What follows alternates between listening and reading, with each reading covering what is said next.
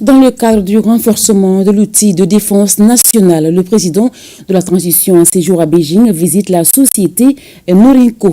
Norinco est aujourd'hui la seconde plus importante société de l'industrie de l'armement de la République populaire de Chine. Elle a ses bureaux dans quelques pays africains comme le Nigeria, le Sénégal ou encore l'Angola. Un mémorandum d'entente a été signé lors du passage de la délégation présidentielle. Envoyé spécial Yalou Traoré, Sidiki Balo. Nous sommes à la périphérie de Beijing, au siège de la société Norinco.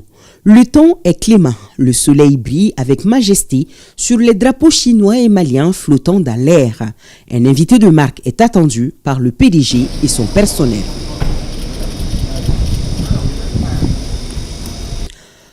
Le chef de l'État, le colonel Assimi Goïta, et sa délégation sont reçus avec tous les honneurs dus à leur rang.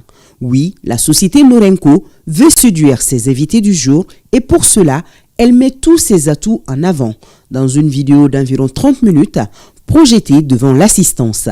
On y voit les années de savoir-faire de la société en matière d'équipement militaire. La société Norinco est un fournisseur majeur de solutions d'équipement et de systèmes de défense. Rappelons que la sauvegarde de la souveraineté nationale est l'un des principes bien chers aux autorités de la transition, tout comme la sécurisation des personnes et de leurs biens. Et ce n'est pas tout, elles ont décidé de ramener la paix, quoi qu'il en coûte dans notre pays.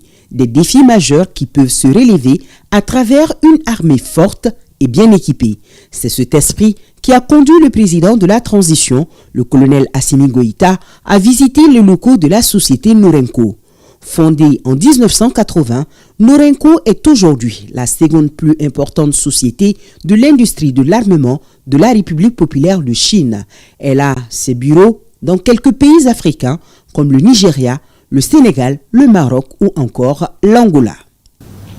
Au moment où les pays avec lesquels nous partageons l'histoire et la géographie nous ont imposé des sanctions illégales, illégitimes et inhumaines, la société Norinco nous a livré des équipements que cet acte, nous ne l'oublierons pas. Notre pays est aujourd'hui sur plusieurs fronts. La guerre menée contre les forces du mal en constitue une des priorités. La montée en puissance de l'armée nationale suit une trajectoire bien définie où il est impératif de bien fournir les hommes sur le théâtre des opérations en armement de dernière génération. Le chef suprême des armées, très attentif, découvre les matériels exposés en son attention.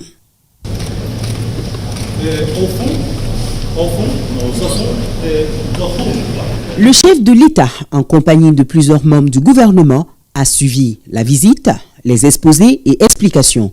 Le ministre de la Défense et des anciens combattants, le colonel Sadio Camara, présent lors de la dite visite, a été visiblement très réceptif aux propos. Nous avons pu apprécier la technologie chinoise dans le domaine de l'armement, qui est une technologie qui est adaptée aux réalités et aux conditions d'exploitation du matériel. Et nous avons déjà pu expérimenter ces équipements sur le terrain qui nous ont permis de faire la différence sur le théâtre. Les questions de sécurité et de défense nationale sont pour